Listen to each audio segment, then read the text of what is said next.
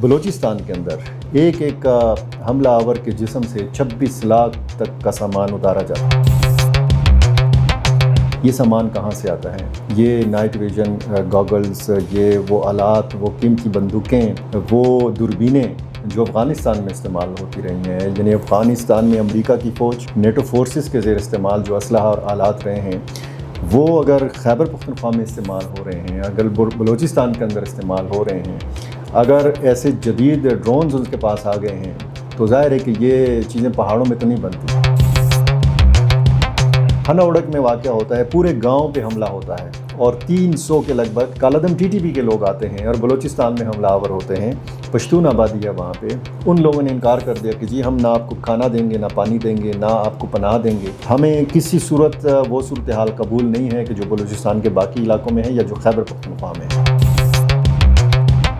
سر، یہ آپ نے بلوچستان میں ایک نیکسس کی بات کی ہے۔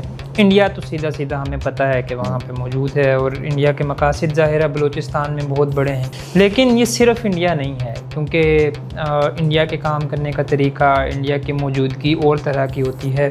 یہ کچھ بڑی امیج لگ رہی ہے، کچھ بڑا منصوبہ لگ رہا ہے۔ کیا اس میں کچھ اور ممالک بھی انوالو ہیں اور اس میں گوادر کے جو پورٹ ہے اس کی کتنی اہمیت ہے اس ساری صورتحال میں؟ ان کا جو اتحاد ہے یہ غیر فطری نہیں ہوتا، یہ فطری ہوتا ہے۔ ان کا ٹارگٹ ایک ہی ہے، حکمت عملیاں نام ان کے مختلف ہیں اور ان کا ہدف جو ہے وہ ایک ہی ہے۔ السلام علیکم ناظرین، میرا نام اسامہ قذافی ہے اور حصار ڈیجیٹل کے ایک نئے پروگرام میں آپ کو خوش آمدید کہتا ہوں۔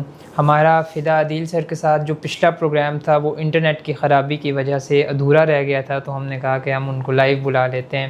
سر بہت شکریہ اور آپ ہم اتنا قیمتی وقت ہمیں دیتے ہیں۔ سر، کل جو ہے، صرف کل کے دن میں ہم نے دیکھا کہ پرسوں ٹانک میں ایک اٹیک ہوا اور بڑا اٹیک ہوا جس میں 16 جوان، تقریباً 12 فوجی اور باقی کچھ اور لوگ شہید ہوئے۔ پھر اس کے بعد کل بھی یہ اطلاعات آئی ہیں کہ بلوچستان میں بھی کچھ اس طرح کے کارروائیاں BLA کی جانب سے کی گئی ہیں۔ آج بھی وزیرستان میں دھماکے کے حوالے سے خبریں آ رہی ہیں۔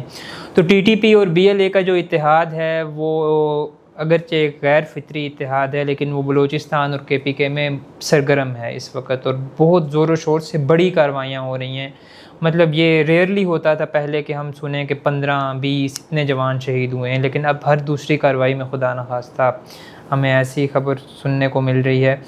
تو کیوں یہ اچانک سے اتنی شدت آ گئی ہے ان تنظیموں کی کارروائیوں میں؟ بہت شکریہ اسامہ۔ ایک تو یہ جو BLA اور TTP کے اتحاد کی آپ نے بات کی ہے کہ غیر فطری اتحاد ہے، میرے نزدیک یہ فطری اتحاد ہے، کیونکہ ان کا ٹارگٹ ایک ہے، ریاست پاکستان کو نشانہ بنانا، فورسز کو نشانہ بنانا، عام لوگوں کو نقصان پہنچانا۔ تو ایک نیچرل اتحاد بن جاتا ہے، لیکن ان کا اگر آپ دیکھیں تو ان کے دعوے الگ الگ ہیں۔ TTP یا دیگر جو پاکستانی ملیٹنٹ گروپس ہیں ان کے نظریات الگ ہیں، بالکل، اور BLA کسی اور مقصد کے لیے وہاں پہ لڑ رہی ہے۔ بظاہر تو ان کا وہ یہ ہے کہ جی ہم نے بلوچستان کو الگ ایک ریاست بنانا ہے، لیکن وہ ظاہر ہے کہ ممکن نہیں ہے۔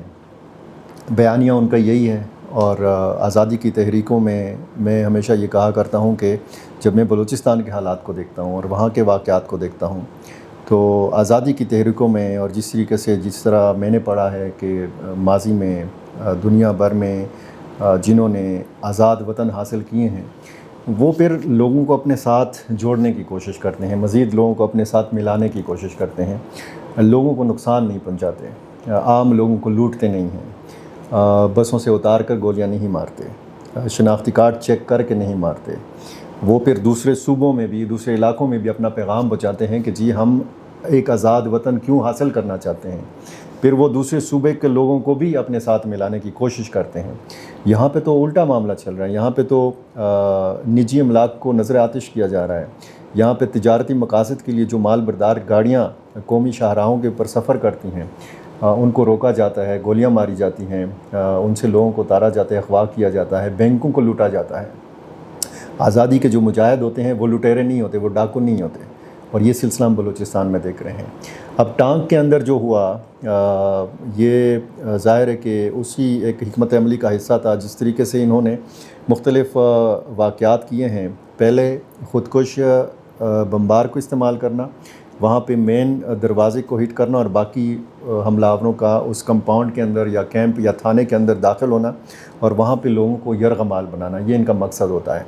اور کئی ایک واقعات میں ہم نے ایسا دیکھا کہ ان کے پاس صرف اسلحہ گولہ بارود نہیں ہوتا، ان کے پاس بسکٹ ہوتے ہیں، پانی ہوتا ہے اور خشک میوجات ہوتے ہیں۔ اس کا مقصد یہ ہوتا ہے کہ اگر ان کو پورا دن گزارنا پڑے، پوری رات گزارنا پڑے، تو وہ وہاں پہ کمپاؤنڈ کے اندر رہیں اور ان کو کھانے پینے کے حوالے سے کوئی مشکل صورتحال کا نہ سامنا کرنا پڑے۔ لیکن ہم نے دیکھا ہے کہ جب سے ان کی یہ کارروائیاں تیز ہوئی ہیں تو رسپانس بھی اسی طریقے سے آتا ہے، فوری طور پر ان کو روک لیا جاتا ہے، مار دیا جاتا ہے، اور پھر جب سامان برآمد ہوتا ہے۔ اچھا، وہ کھانے پینے کی اشیاء تو الگ، بلوچستان کے اندر ایک ایک حملہ آور کے جسم سے 26 لاکھ تک کا سامان اتارا جاتا ہے۔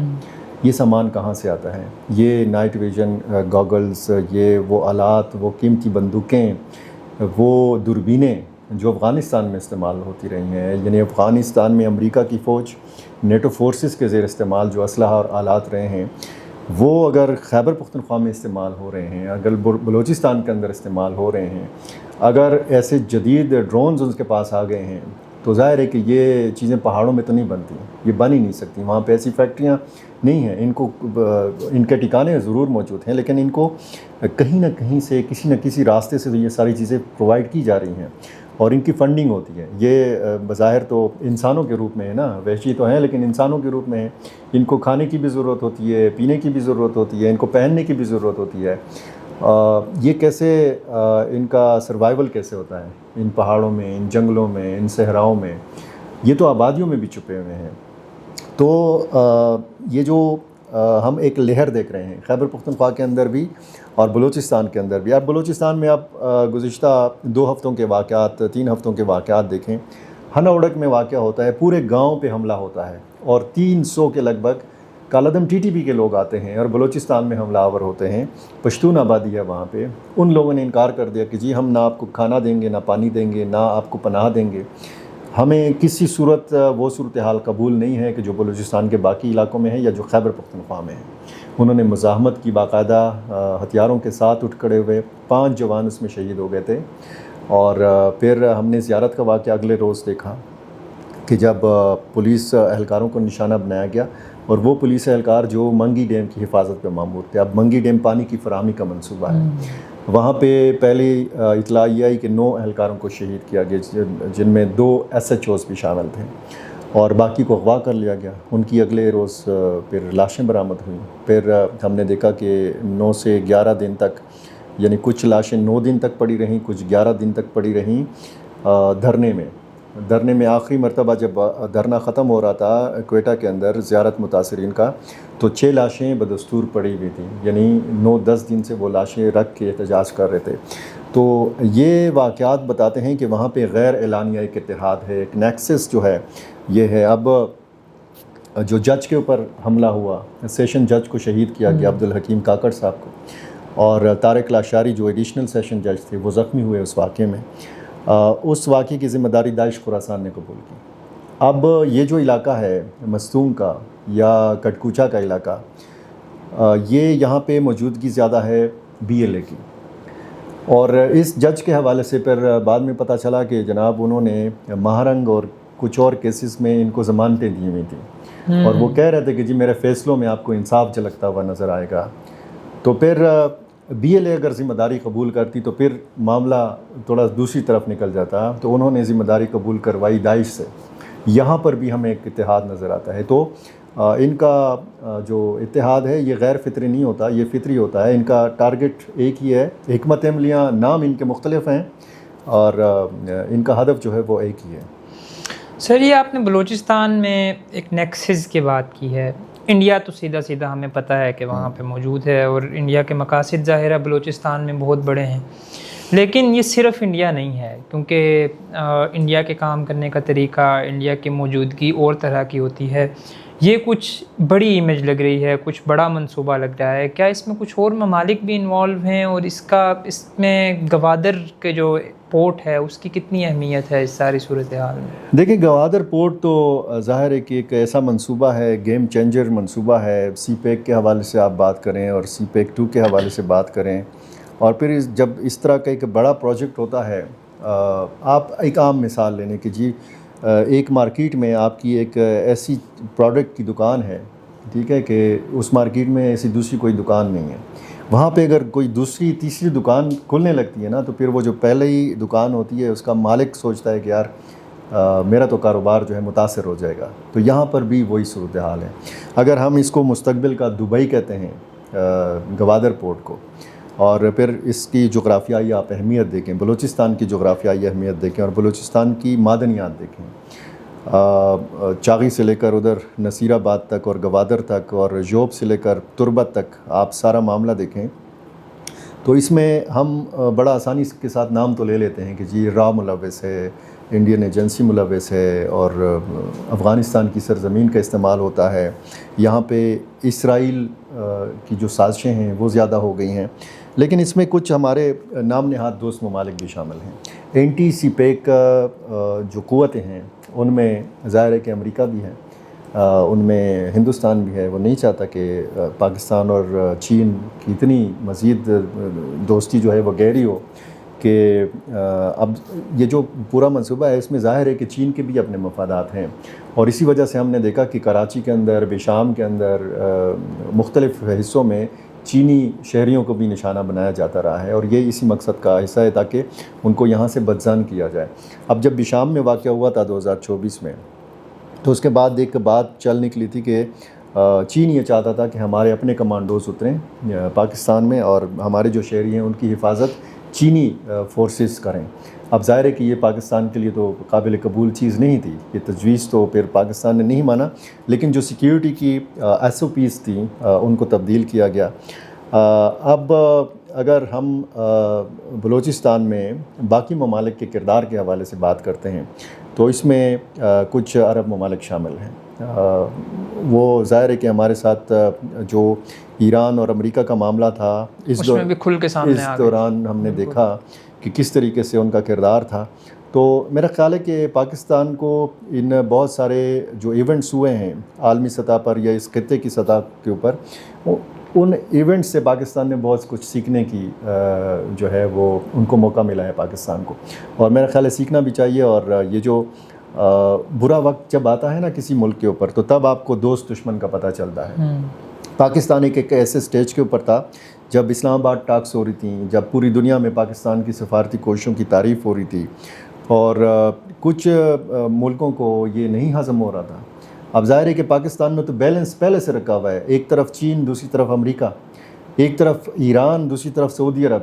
تو پاکستان نے اپنی خارجہ پالیسی میں اس حد تک بیلنس رکھا ہوا ہے, اور بیلنس آپ کو اس شکل میں نظر بھی آیا ہوگا کہ جب ایران پہ حملہ ہوتا تھا تو پاکستان مذمت کرتا تھا, جب ایران اٹیک کرتا تھا عرب ممالک میں تو پاکستان تب بھی مذمت کرتا تھا کہ جی آپ ادھر عرب ملکوں کو تو نہ نشانہ بنائیں. تو ظاہر ہے کہ اس کا براہ راست اثر پاکستان پہ بھی پڑنا ہے. اب آپ نئے ہرمز کے حوالے سے آپ دیکھیں, دنیا بھر کی معیشتیں متاثر ہوتی ہیں, لیکن پاکستان جو ہے براہ راست متاثر ہوتا ہے. وہ الگ بات ہے کہ اتنا متاثر ظاہر ہے کہ وہ ممالک شاید نہیں ہیں جتنا پاکستانی عوام ہو رہے ہیں روزانہ کی بنیاد پر, جس طریقے سے تیل کی مصنوعات کی قیمتیں بڑھائی جا رہی ہیں. تو یہ سارا معاملہ اس جنگ کے ساتھ جڑا ہوا ہے. کہنے کا مقصد یہ ہے کہ بجائے اس کے کہ یہ سارے دوست ممالک مل کے پاکستان کی موجودہ اندرونی صورتحال میں مدد دیتے, ایک تو ہماری معیشت جو ہے وہ اس طریقے سے مضبوط معیشت نہیں ہے, اور دوسرا ہمیں انٹرنل جو سیکیورٹی چیلنجز ہیں خیبر پختونخوا کے اندر, بلوچستان کے اندر, اس میں ہمارے ساتھ مدد کرنے کی ضرورت ہے. بجائے اس کے کہ آپ سازشوں کا حصہ بنیں اور خود سازشیں کریں. تو بلوچستان صرف یہ نہیں ہے کہ جی وہاں پہ راہ ہے, موساد ہے, بہت سارے عوامل وہاں پہ کار فرما. آپ نے نام لیے بغیر جو ہے وہ بہت سی باتیں کر دی ہیں. وہ کہتے ہیں نا کہ الفاظ کے پردے میں ہم جن سے مخاطب ہیں وہ جان گئے ہوں گے, ہم نام نہیں لیتے. آخری چیز, ان سارے عوامل سے نمٹنے کے لیے پاکستان آپریشنز تو کر رہا ہے. آپریشن ہم نے دیکھا غضب للحق بھی ہو رہا ہے, یہاں پہ آپریشن شبان بھی ہو رہا ہے, آپریشن عزم استحکام بھی ہو رہا ہے. کیا یہی آپریشنز اس مسئلے کا حل ہیں، یا اس مسئلے کو مستقل حل کرنے کے لیے پاکستان کو کیا کرنا چاہیے؟ مذاکرات کا آپشن موجود ہے یا کوئی بڑے آپریشن کی ضرورت ہے؟ حل کیا ہے؟ دیکھیں، ماضی میں مذاکرات بھی ہوئے ہیں، ان مذاکرات کا کوئی نتیجہ نہیں برآمد ہوا۔ ماضی میں بڑے آپریشنز بھی ہوئے ہیں، ان آپریشنز کا بھی اس طریقے سے نتیجہ برآمد نہیں ہوا۔ جہاں جہاں پہ بڑے آپریشنز ہوئے ہیں وہاں پہ دوبارہ سے ملیٹنٹس وہاں پہ موجود ہیں، ٹھیک ہے۔ تو مذاکرات کا آپشن بھی موجود تو ہے، لیکن پاکستان نے یہ واضح کیا ہوا ہے کہ آئندہ مستقبل میں ہم کسی تنظیم کے ساتھ مذاکرات نہیں کریں گے۔ ملک کے ساتھ، ریاست کے ساتھ مذاکرات کر سکتی ہے، لیکن یہ نہیں ہو سکتا کہ ایک ریاست ایک چھوٹی سی محدود پیمانے کی تنظیم کے ساتھ مذاکرات کرے۔ اب یہ پاکستان نے تجربہ کیا تھا افغان طالبان کی ثالثی میں، کالعدم TTP کے ساتھ کابل میں مذاکرات ہوئے تھے، کابل کے 5 اسٹار ہوٹل میں یہ مذاکرات ہوئے تھے، اور اس کے بعد نتیجہ آپ نے دیکھا جب بیچ میں مذاکرات کے دوران سیز فائر ہوا، جب سیز فائر ٹوٹا اس کے بعد سے ہم یہ دوبارہ وہ دہشت گردی کی ایک ایسی لہر دیکھ رہے ہیں۔ اچھا، اس میں پھر اگر مذاکرات کا آپشن استعمال کرتے ہیں تو پھر آپ کس تنظیم کے ساتھ کریں گے؟ پہلے کیا کالعدم TTP کے ساتھ، جس میں اس وقت جماعت الاحرار بھی شامل تھی، آج تو جماعت الاحرار الگ ہو چکی ہے۔ تو آج اگر آپ TTP کے ساتھ دوبارہ مذاکرات کریں گے تو پھر گل بہادر گروپ کہے گا کہ ہم بھی تو پڑے ہیں راہوں میں، ہمارے ساتھ بھی کیے جائے مذاکرات۔ پھر اس میں لشکر اسلام کہے گی کہ جی ہم بھی ایک تنظیم ہے، جماعت الاحرار کہے گی کہ ہم تو الگ ہو گئے ہیں، ہمارے ساتھ بھی مذاکرات۔ کس کے ساتھ آپ مذاکرات کریں گے؟ یہاں پہ دیکھیں، خیبر پختونخوا ہو، بلوچستان ہو، یکسوئی نہیں ہے۔ اب بلوچستان میں آپ دیکھیں کہ جب سے دوبارہ سے بدامنی کی لہر میں شدت آئی ہے، وہاں پہ ایک سیاسی عدم استحکام پیدا کرنے کی بھی کوشش کی جا رہی ہے۔ یعنی اب یہ کہا جا رہا ہے کہ اگر سرفراز بگٹی صاحب کو ہٹایا جائے تو بلوچستان کی صورتحال کو بہتر بنایا جا سکتا ہے۔ اس دن وہ رئیسانی صاحب کہہ رہے تھے کہ آپ کسی کو بھی وزیر اعلیٰ بنائیں، یہ حالات ٹھیک ہونے والے نہیں ہیں۔ یہ اس طرح نہیں ہوگا کہ جی آپ وہاں کسی کور کمانڈر کو ہٹا دیں یا وزیر اعلیٰ کو ہٹا دیں تو حالات ٹھیک ہو جائیں گے۔ یہ حالات دیکھیں، اب آپ دیکھیں کہ بلوچستان حکومت پہ تنقید ہوتی ہے کہ جی زیارت کا واقعہ ہو گیا، خضدار کا واقعہ ہو گیا، ہناوڑت کا واقعہ ہو گیا، لیکن اس میں وہ جماعتیں تنقید کرتی ہیں جو حکومتی سیٹ اپ سے باہر ہیں۔ انہی جماعتوں کو آپ اٹھا کے حکومتی سیٹ اپ کا حصہ بنا لیں تو پھر خیر خیریت ہو جائے گی۔ یہ سیاسی جو مسائل ہیں وہ الگ ہیں۔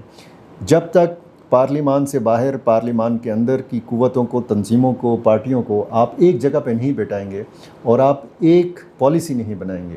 اب دیکھیں، آج آپ آپریشن کا نام لیں تو مختلف سیاسی جماعتوں کی مختلف آراء ہیں۔ آج آپ مذاکرات کی بات کریں تو ایک سیاسی جماعت کہے گی کہ جی مذاکرات نہیں ہونے چاہیے، دوسری کہے گی کہ جی ہونے چاہیے۔ تو اس کا ایک حل کیا ہے؟ وہ بیٹھ کے ہم اگر فیصلہ کریں تو ایک ایسا راستہ تلاش کیا جا سکتا ہے کہ جس پہ چل کے اس صورتحال کو سنبھالا جا سکتا ہے۔ یہ اگر محاذ رائے آپ دیکھیں صوبائی خیبر پختونخوا حکومت اور مرکز کی آپس کی نہیں لگتی۔ وزیر اعلیٰ خیبر پختونخوا کی کور کمانڈر پشاور کے ساتھ پچھلے 8-10 مہینوں سے ملاقات نہیں ہوئی، ایک دوسرے کو ٹی وی پہ دیکھ رہے ہوتے ہیں، ٹھیک ہے۔ یہ کتنے افسوس کی بات ہے۔ وہاں پہ ہمیں سول ملٹری بیلنس نظر آتا ہے بلوچستان کے اندر، جو وہاں کی ضرورت ہے۔ تو میرا کہنے کا مقصد یہ ہے کہ اگر تمام سیاسی قوتوں کو یہ معلوم ہے کہ پاکستان میں ملٹری اسٹیبلشمنٹ کے بغیر آگے نہیں بڑھا جا سکتا بہت سارے معاملات میں، تو پھر اگر آپ اس کے لیے پھر تیار بھی ہوتے ہیں کہ جی آج آپ حکومت سے باہر ہیں اور کوئی راستہ آپ کو چاہیے کہ آپ تھوڑا سا قربت حاصل کریں، اور وہ کہتے ہیں نا کہ الیکشن میں اکثریت نہیں عسکریت ہوتی ہے، تو جس کے پاس عسکریت ہوتی ہے تو وہ کامیاب ہوتا ہے۔ میرا کہنے کا مقصد یہ ہے کہ آپ کو اگر مقبول ہیں لوگوں میں، آپ کو مقبولیت کی بھی ضرورت ہوتی ہے اور آپ کو قبولیت کی بھی ضرورت ہوتی ہے۔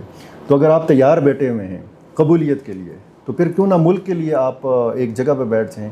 اور میرا خیال ہے کہ ہمیں اپنی سیاسی اناؤں کو اور ایگو کو اور اپنی تمام تر نفرتوں کو ایک سائڈ پہ رکھنا ہوگا اور پہلے دیکھنا ہوگا کہ ہم اس ملک کو بچا کیسے سکتے ہیں۔ اگر اس ایک پوائنٹ کے اوپر ہم متفق ہوئے تو میرا خیال ہے کہ بہت سارے مسائل کا حل نکالا جا سکتا ہے۔ بہت شکریہ سر، اور بہت تفصیل کے ساتھ آپ نے اس سارے سیناریو کو ڈسکس کیا۔ انشاءاللہ آئندہ بھی ہم آپ کی خدمت میں حاضر ہوتے رہیں گے۔ آج کے لیے اتنا ہی، اللہ حافظ۔